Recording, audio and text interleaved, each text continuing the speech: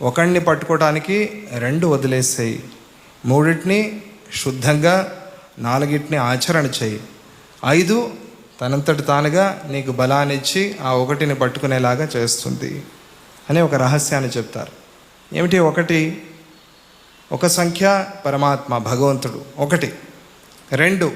2 నాది నీది, ఈ 2 వదిలేసాయి, రాగద్వేషాలు వదిలేసాయి, హాయిగా అందరం ఒకటే సమమని కూర్చున్నాం, ఈ భావన మనస్సులో పెంచుకో.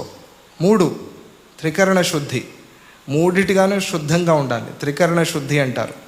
త్రికరణ శుద్ధి అంటే మనస వాచ కర్మణ 3 శుద్ధంగా ఉండాలి.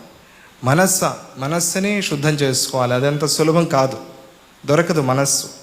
వాచ అంటే మాట, వాక్ అంటే మాట కదా, వాచ మాటతో శుద్ధంగా ఉండు, మంచి మాట్లాడు, మంచినే విను, మంచినే అందరికీ చెప్పు.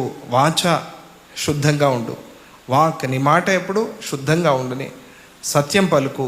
మనస వాచ కర్మణ అంటే నువ్వు చేసే పనులు బాగా ఉండని, అప్పుడే 4 ధర్మ అర్థ కామ మోక్షాలు నీకు సిద్ధిస్తాయి. 5 ప్రాణాలు నీ చెప్పు చేతుల్లో ఉంటాయి, నువ్వు చెప్పినట్టుగా వింటాయి, అప్పుడు నువ్వు అరిషడ్ వర్గాన్ని గెలుస్తావు. ఆ 7 కిరణ రూపంగా ఉన్న సూర్యుడు నిన్ను మంచి ఆరోగ్యంతో అనుగ్రహిస్తాడు. అష్టలక్ష్మి మాత అనుగ్రహం నీకు కలుగుతుంది, నవదుర్గలు నిన్ను అనుగ్రహిస్తారు.